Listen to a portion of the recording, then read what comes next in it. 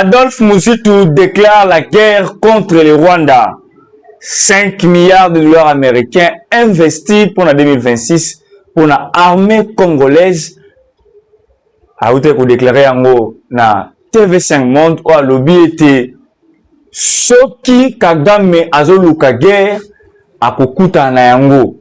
Boye bet Adolphe Muzitu le bar déjà que non Kagame ayoka akaka na position de force. Kagame ayoka na brutalité. Kagame ayoka na pression. Kagame soit Monique non ala coincé nde ayokaka. Madame, messieurs, bonjour et bienvenue dans votre chaîne Expression 26 Télévision avec votre humble serviteur Tonton Armand Mumbila Mukomolelo ene sengo mingi ya kwa biso betandike na bino na tongo na milite na pourquoi ozuli baku monene ya kolanda ngai na tumisa mimbe na sengo mingi ya kolanda bino ya kozala biso betandike na bino pour informer bino na information pour actualité de l'heure, actualité du jour, il y a mboka na biso na esengete bo s'abonner massivement, bo partager vidéo, bo liker, bo commenter na senga bino vous allez pena ebele ya ko partager vidéo, ya ko liker pe ya ko commenter vidéo oyo. Alors, tout ça ba information ebele ya ko pesa bino liste il y a ba généraux très oyo cybercriminalité ba kangi bango batindi bango na ndolo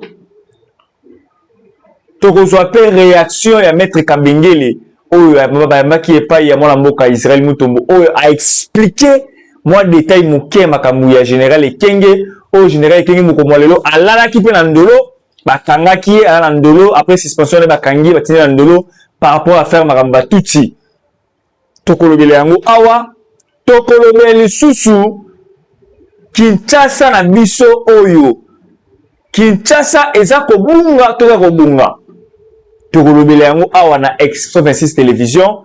Tokokota pe na détail ya makambu oyo ezali ba plus de 120 soldats FRDC ba uti kokima na rang ba M23 ba zongi na FRDC ba expliquer réalité bali ko vivre au ba congolais au sein FCM 23 baza ko vivre calvaire moko baza ko vivre atrocité ya mabe to ko expliquer bino yango awa mote bonjour na bino bande ko partager vidéo tika commenter partager ba tout ba ko ba ke non tonton ma okosi na bo sujet oyo bo kosi soki na kosi eloko yaka na preuve numéro na ngeli affiché wana na kozonga awa pona ko démentir peut-être information alobaki so moki ya yelo kutana wa ko démentir so de information on a la précision de la barre toujours au conditionnel pour nous la précis na makambo na ko loba tonton ama oui voilà première information na ko pesa bino yango yo et likambu ya Adolphe Fumumpa Adolphe Muzitu avant de créer Union Sacrée a déclaré que la boui totangela bino texte ya Adolphe Muzitu oyo alobaka makambu ya Rwanda pona atika Congo ezosenga nini natangela bino yango bopesa ngai 2 minutes natangela bino texte wana po bo comprendre po Kongola bosana trop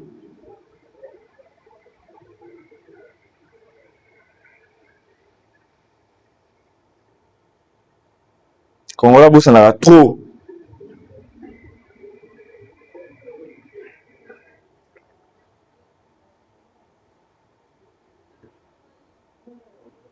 Kongola bosana trop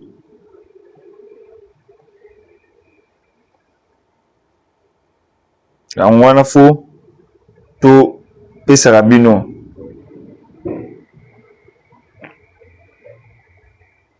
Adolphe Muzitu quand la date na 2019 le 23 décembre 2019 Adolphe Muzitu le baraboui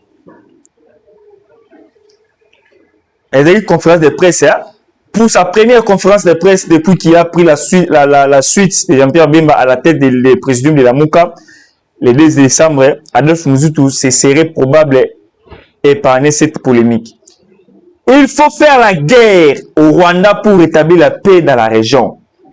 Ces pays influent sur la politique congolaise. L'Ouganda aussi, nous ne pouvons faire la paix qu'en menaçant le Rwanda, en occupant son territoire si possible. Ce n'est pas l'objectif en soi, mais c'est une posture si rien ne change, a déclaré l'ancien Premier ministre Joseph Kabila. Oyo asalaki déclaration. Alobaki clair. Pona Kagame atika este ya mboka na biso eza kosenga Congo peut occuper quelques localités, quelques villages ou quelques cités ya Rwanda. C'est Adolphe Moutou qui l'a dit. C'était en 2019 qu'il avait déclaré. Et nous sommes en 2026. Dans janvier 2026, Adolphe Moutou revient encore avec ses propos. Donc Fati a tout calculé. A na poste dans le ministère budget pour le thème ya faranga mongo. Répartition mongo na budget. Dans le ministère budget. Beaucoup de 20 milliards, 40 milliards. Même temps répartir mongo que oyo qui na défense, oyo qui na intérieur, oyo qui na santé, oyo qui na finance, oyo qui na agent l'État, oyo qui na boué. C'est le ministère à budget. Ministère à budget a lobby clair que a 5 milliards de dollars américains juste quand pour la armée na biso. Na lingi obeta maboko na commentaire, beta maboko na commentaire ndeko. Beta maboko na commentaire. 5 milliards wana ezali juste quand pour la armée. Armée congolaise a vous a outillé, armée congolaise a vous a vraiment bien organisé encore davantage en 2026 oyo. S'il faut faire la guerre avec le Rwanda, Kagame le verra. C'est clair et net, on doit faire la guerre contre le Rwanda. Parce que accord de paix à Rwanda, a raison respecté. Accord de paix à Kenya, a raison respecté. Accord de paix au Yamakamou, il y a Washington, Doha et tout, d'accord. Kagame ne respecte rien. Kagame ne respecte personne. Il se croit plus fort que tout le monde. Alors, il est temps que les Congolais réfléchissent aussi comment déstabiliser le Rwanda. On doit déstabiliser le Rwanda coûte que coûte. Voilà pourquoi aujourd'hui, Monsieur Adolphe Moutou, VPM, il y a DJ, a fait une déclaration fluide et claire pour la que le Rwanda mérite d'être déstabilisé. S'il faut faire la guerre avec le Rwanda, on va le faire. Alors, il y a un lobby, il y a une vidéo, sur le ka son, il y a vidéo, sur le son, il y a vidéo, na routine de la bino, comme là, on a le numéro, la prise de 143, on a le numéro, on a tantôt Arma, Burulanda yango.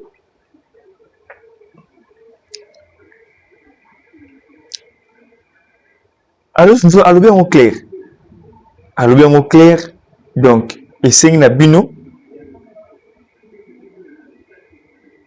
Boyo kango.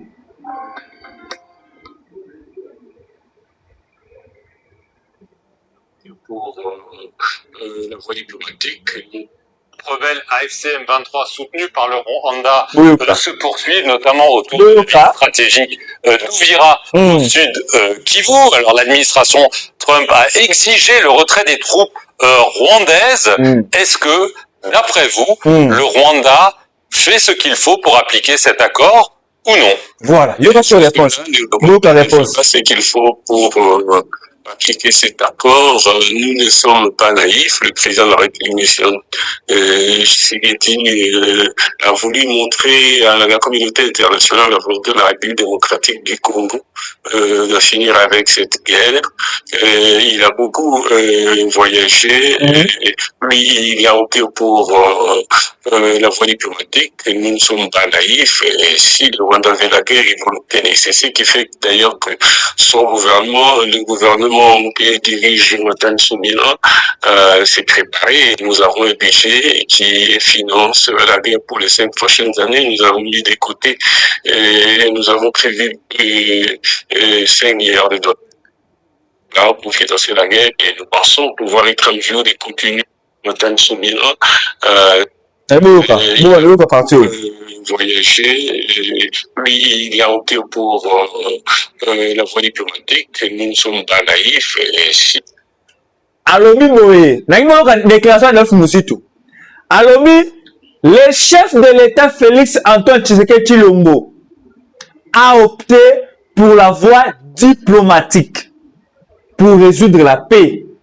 Mais le gouvernement souminois, nous ne sommes pas naïfs aussi.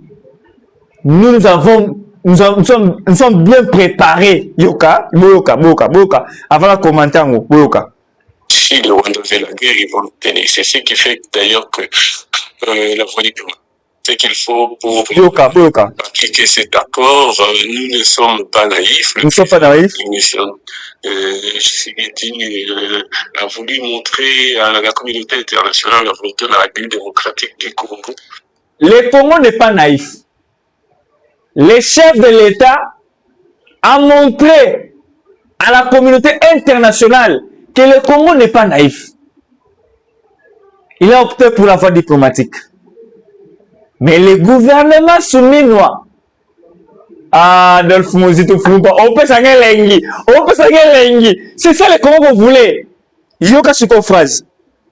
De finir avec cette guerre. Il a beaucoup voyagé. Lui, il a opté pour la voie diplomatique. Nous ne sommes pas naïfs. Si le Rwanda fait la guerre, qui fait d'ailleurs que son gouvernement, le gouvernement qui dirige le Rwanda s'est préparé et nous avons un budget qui finance la guerre pour les 5 prochaines années. Nous avons mis des côtés et nous avons prévu 5 milliards de dollars pour financer la guerre et nous pensons pouvoir être en mesure de continuer à défendre notre patrie. Amen. Est-ce que le gouvernement congolais va se préparer pour les 5 prochaines années? Il y a pour financer ce guerre.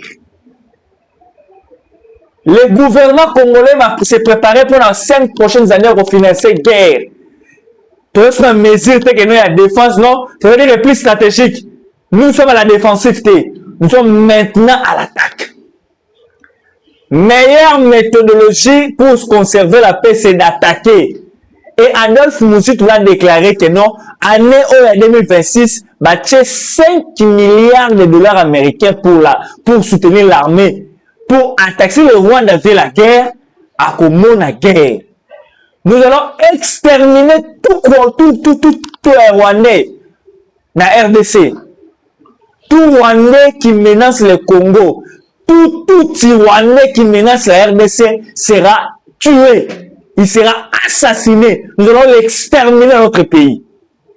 Si tu es tout traître au Kokufa na Mokaou, vous allez mourir. Vous allez mourir. Voilà, information Adolphe Moussoutou a Koko assuré à Congolais. 2026, le soleil, la nuit ne régnera pas toujours. Le chef de l'État a bien dit, la nuit ne régnera pas toujours en RDC. Le soleil finira par apparaître. Quelle que soit le règne de la nuit, le soleil apparaîtra. Bouté bandara à 18h, 19h, bouté koti, mouli koti. Mais 5h, 5h30, les deux qui est 6h, le soleil levant, et bimakawa. Na et peli. Tango va passer à ma vie. 5 milliards de dollars américains mobilisés pour nous attaquer. Bon, yo kakalamite, au moins, la reste le romoro, information après ça, mino, ya scoop. Rentrée parlementaire à tout oyo. Kamera avec souste. Et même bon, ça va dans la vida, na mon amour kambo soko yampong. Na web sabino que non, les 2 chambres de Marovanda en congrès, ils vont déclarer la guerre.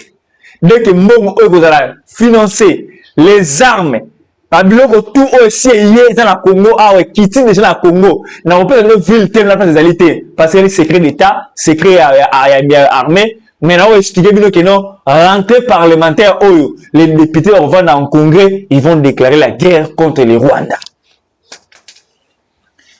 Ils vont déclarer la guerre contre le Rwanda. Et vous allez vivre, oh, mon Congo c'est en Koba. Mon Congo en Koba, vous vivre, c'est cool. Trop, c'est trop.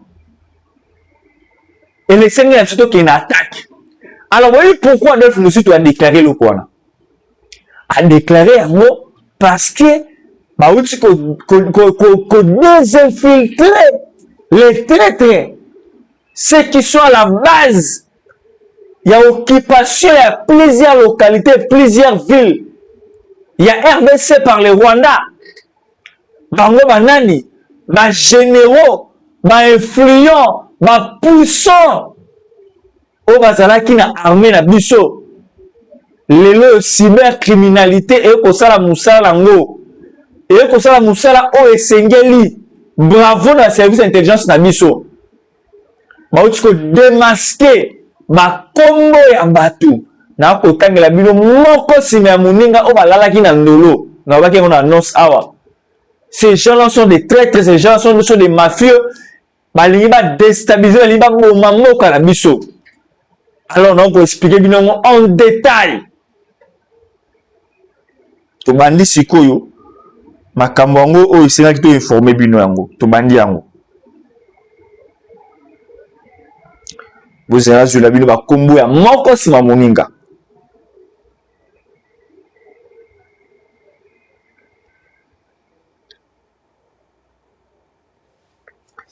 Justice militaire.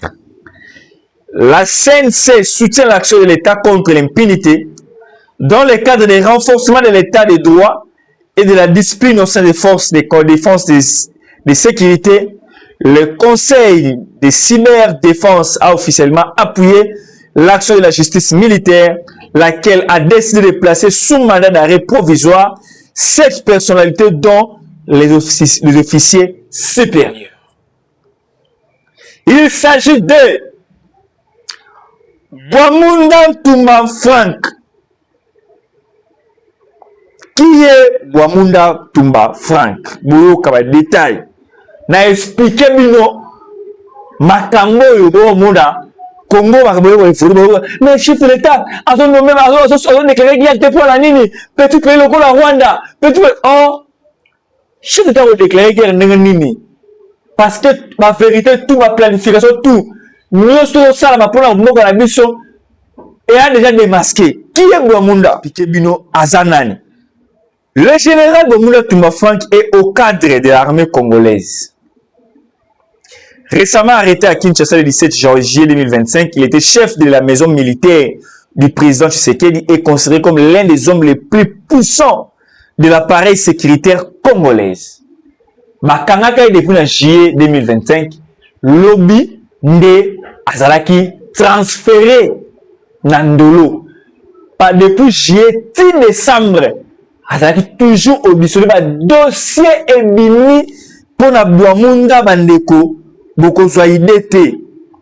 Peut-être que vous avez une photo de Bwamunda. Vous avez une photo de Yeyo. Bomonier. Yewana. Yewana, Frank Bwamunda Yewana. Lieutenant général des FARDC, fonction chef de maison militaire, président Félix Tshisekedi, rôle. Il dirigeait l'un des cercles les plus proches du chef de l'État, avec un accès direct aux questions de sécurité présidentielle et stratégique. Mande Konangai, Mutu ya Moye, Oza Nani. Avant de diriger cercle le plus proche du chef de l'État avec un accès direct aux questions sécuritaires et stratégiques présidentielles. Mandeko, aux postes à Boye, Bapesio poste Oyo, Ozana influence, Ozana privilège, Ozana avantage, Ozana tout sauf rien. tout ce qui est question sécuritaire et stratégique, il y a président de la République, il y a la question militaire et sécuritaire, il y a Mboka Biso, tu es dedans, tu connais les entrées, les sorties, tu connais les atténuants, les aboutissants, il y a la question sécuritaire et stratégique, il y a Mboka. Pourquoi ma traite ndenge nini eza envoûtement eza kindoki eza nayebi te po mutu lokola ngai Armand Mungilai bonomenga na poste ya bongo non ko ma traite ndenge nini mpona trahir mutu onomenga na poste wana ndenge nini po bokomisa ngai nani bokopesa ngai combien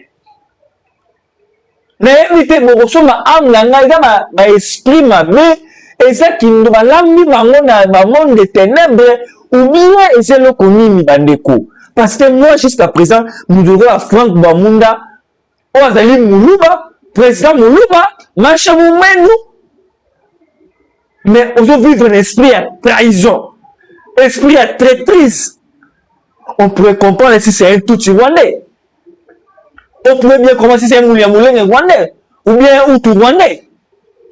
Mais toi, Moulouba, au centre du pays, on s'est traité. Traité, ça m'a eu tu as. Et comme on a un niveau, on a un niveau de balani. Franck, Mouna, Bogo Mouna, hein?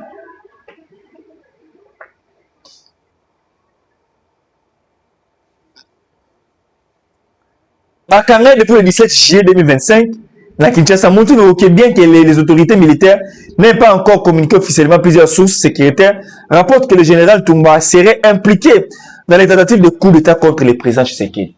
Bandeko,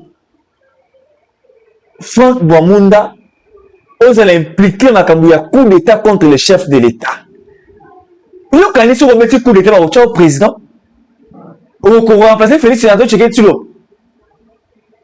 Vous remplacez bakoboma yo liswa koboma yo bakoluka za Rwanda na mboka oyo donc yo tu mobundi ti bosali manigas chef d'état placé na poste clé et stratégique ya appareil sécuritaire ya mboka na biso molingo trahir ye pour mettre coup d'état parce qu'il a fait quoi mon abatu Tshisekedi asali nini ya mabe asali bino pour renommer la poste wana loko ati la poste wana asali mabe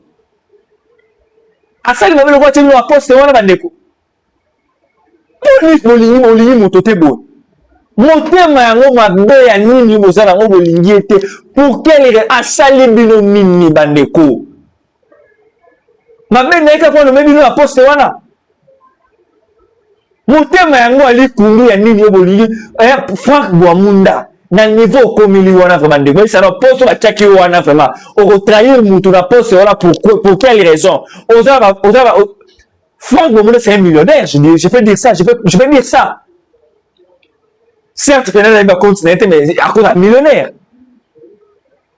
Hein? Bandeko.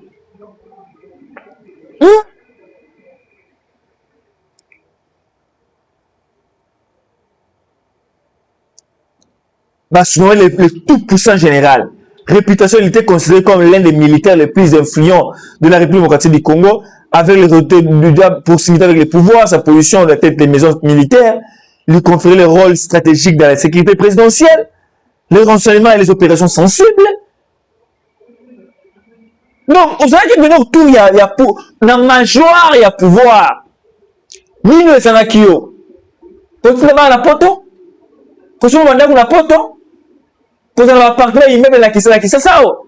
Quand tu vas à carré minier, Nino et Sanaki. Parce que vous avez autour, il y a Nino, surtout, il y a pouvoir.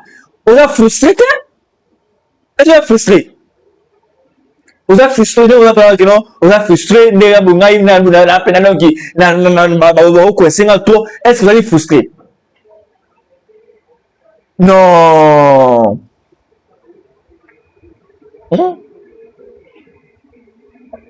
C'est pas possible.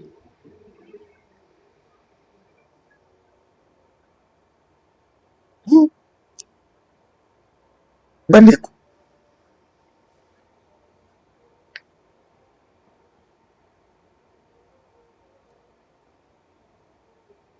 Boyoka, fonction principale, il y a Franck Bwamunda. Makambo asalaki nango, avantage na makambo azalaki nango. Fonction principale, chef de maison militaire du chef de l'État. Il dirigeait les structures chargées de sécurité rapprochées du chef de l'État. Donc, on va rapprocher à Mokonzi à Moka. Zwa niveau de confiance. Hein? De la coordination des services militaires autour de la présidence, de la supervision de certaines opérations sensibles. Conseiller militaire direct du président. Conseiller militaire Nganzambalola. Hein? Il avait un accès privilégié au président pour toutes ces questions de sécurité et de défense et de renseignements. Coordonnateur des forces spéciales et de l'unité d'élite. Il supervisait ou influençait les unités les plus stratégiques des FARDC, notamment celles effectuées à la protection présidentielle et aux missions spéciales. Interface entre présidence et les services de sécurité. Il jouait le rôle de filtre et de coordination entre différents services armés, renseignements militaires, police, ANR et la présidence. Occupation grandiose au Franck Bouyamunda a bandai occupé. Niveau poste on a évité ceux qui congolais vraiment à niveau où ba nommé à poste on a au travailler muto appelé sur poste wana. Ndena ko ba boyinga mo na sentir d'autres malili. Parce que poste ba wana poste moko na évité ceux qui comme à niveau à part wana poste ni suna armée ko soit pas poste wana. Chef d'état-major. Parce qu'il y a un chef d'état-major général. Vous avez accès direct, sans audience avec le chef de l'État. Ma question stratégique, militaire, ANR, de mieux, tout ça, vous avez accès le plus vite possible. Donc, vous avez l'oreille et puis l'œil du chef de l'État. Donc, ce qu'on a dit sous-informé et ça Franck Bouyamunda.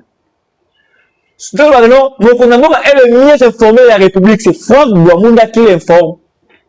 De tout et pour tout. Parce que tout sorte, il y a un service spécial, service d'intelligence à Congo. Franck Bouyamunda est à la coordination. Donc, il sait tout et pour tout concernant les informations à Mboka Nabiso. Chef d'État, on a fait inter à Yémi. Chef d'État, on a pour nous à Yémi. Chef d'État, on a sécurité armée à Yémi. Chef d'État, on voyageait lundi, on a 12 heures à Yémi. Chef d'État, on a 12 jours, on a 10 jours, on a 2 jours dans le collège à Yémi. Chef de l'État, à mars à Yémi. Chef de l'État, donc, Franck Bouyamunda connaissait tout et pour tout concernant la présidence de la République. Soit mon niveau, on a au niveau trahir, on trahit chef de l'État. Pour remplacer, on s'en ligne. Pourquoi les Rwandais vont au ça? Ils allaient voir sur la mission, ils allaient bon en haut. Bah, tiens, on a qui là, bah, travailler quand on a davantage ou bien, bah, ça vraiment le mani pour trahir mon temps, la poste à niveau là. Camille a tiens, on a qu'à loge ton n'engeni. Kagame a tiens, on a qu'à loge ton n'engeni. Azoé l'ongine la photo assumer la kango ton n'engeni. Excusez-moi les termes. Lelo comme le niveau au trahir mon konzambo quand le niveau la poste et si les termes vous en attendez la noire à moussous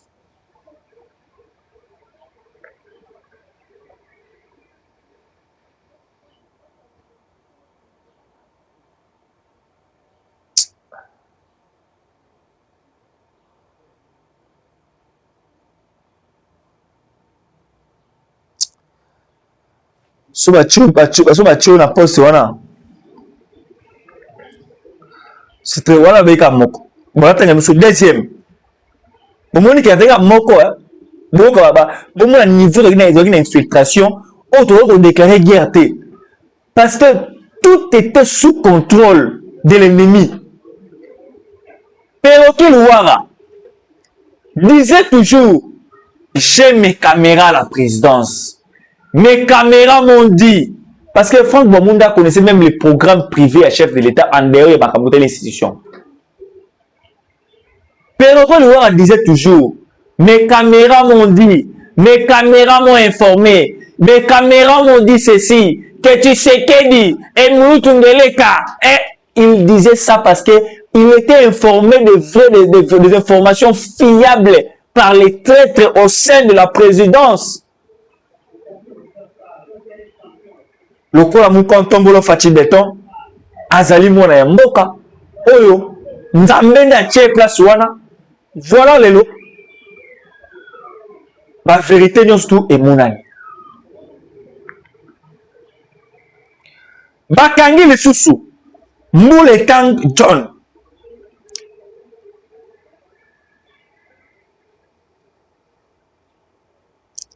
Qui est Mbule Tang John? On a expliqué bino. Na hôtel ba kombo ya bato bakaya o bakangi bala transférer.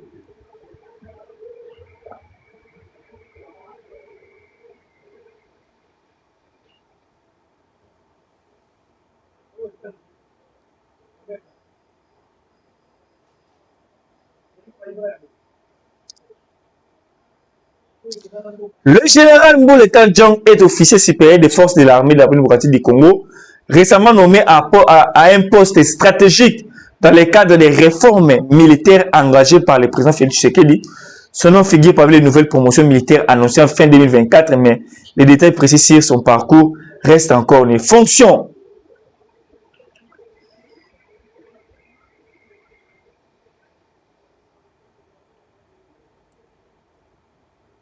Rôle stratégique. Il a été placé au poste de commandement de la coordination important dans l'état-major général de zone opérationnelle sensible. Il pourrait être impliqué dans les réorganisations des forces sur terrain, notamment dans l'Est de la RDC où les FARDC sont engagés. Donc, Aza parmi Batu Oyo, Baza, ils sont vraiment effacés. Hein?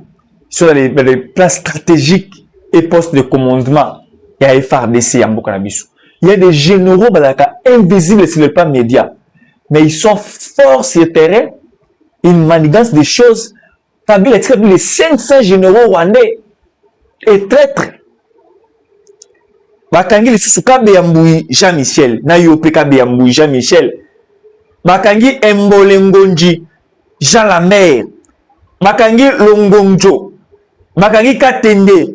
Batubidi la Benjamin. Et Bakangi Ndaiwel Okura Christian Ndaiwel. Les puissants Christian Ndaiwel. Bakangi.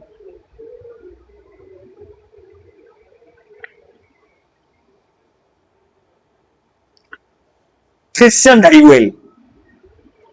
Bakangi à la prison. Le général-major Christian Ndaiwel Okura est actuel chef de l'état-major des forces terrestres, forces armées de la République démocratique du Congo, nommé dans décembre 2024 l'un des officiers les plus stratégiques de la nouvelle architecture militaire mise en place par le président Tshisekedi. À ça là, la place est belée. À ça là, demi-ap. Ah non, non, non, non, non, non, non, non, non. Aïe, aïe, aïe, aïe, aïe, aïe, aïe. Yoko a posté à PCK. Quand on a posté à M23, oh, Mboka Oyo. Opération militaire dans les zones des conflits, notamment dans l'est de la RDC, Ituri, Nord Kivu, Sud Kivu. Nomination à la tête des forces terrestres est perçue comme geste fort. Ah, chef de l'État, ça qui confiance dans Batoma B, hein. Enjeu à PCK, qui stabilise l'est. Ah, Nzambi. Ah, Bandeko. On dit pas ça, mon témoin.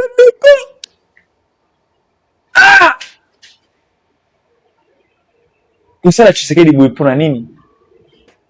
Asali bino nini? Aibe loko nani? Obo kusala yi boye. Aibe loko nani? Abumi nani bandeko? Obo kusala yi boye.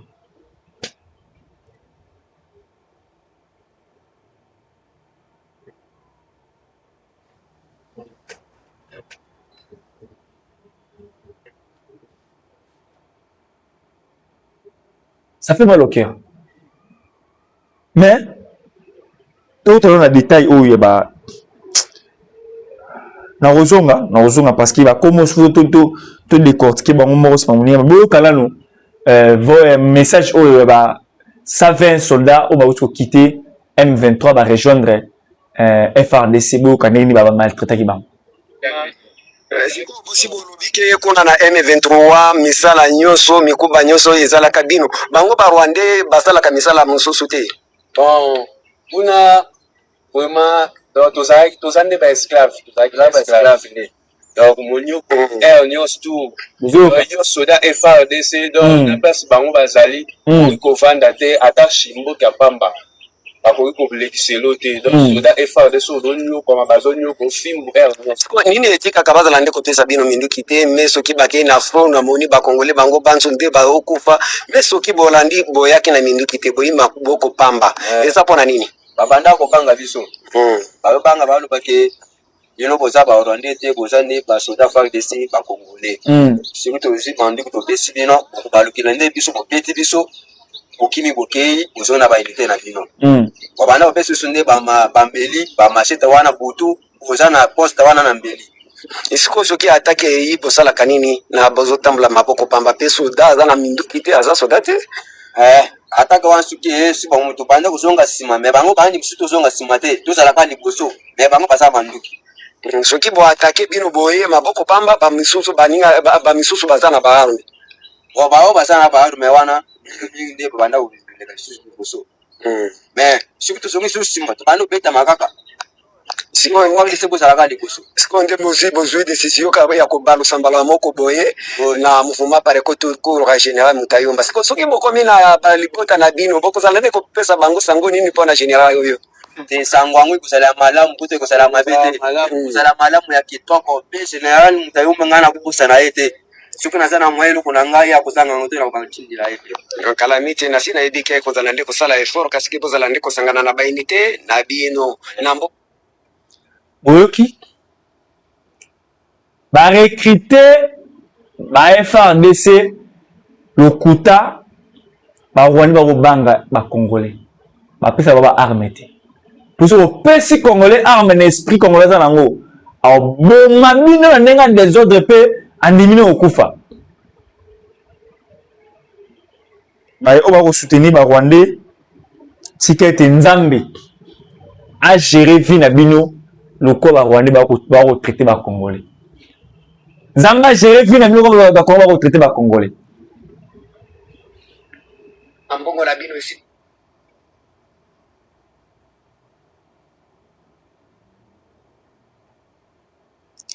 bandeko balandi merci d'être si nombreux merci na bino ndenge bolandi biso menangi boyoka la paire de Kagame Kagame azobanga akosala ndenge nini akosuka wapi bandeko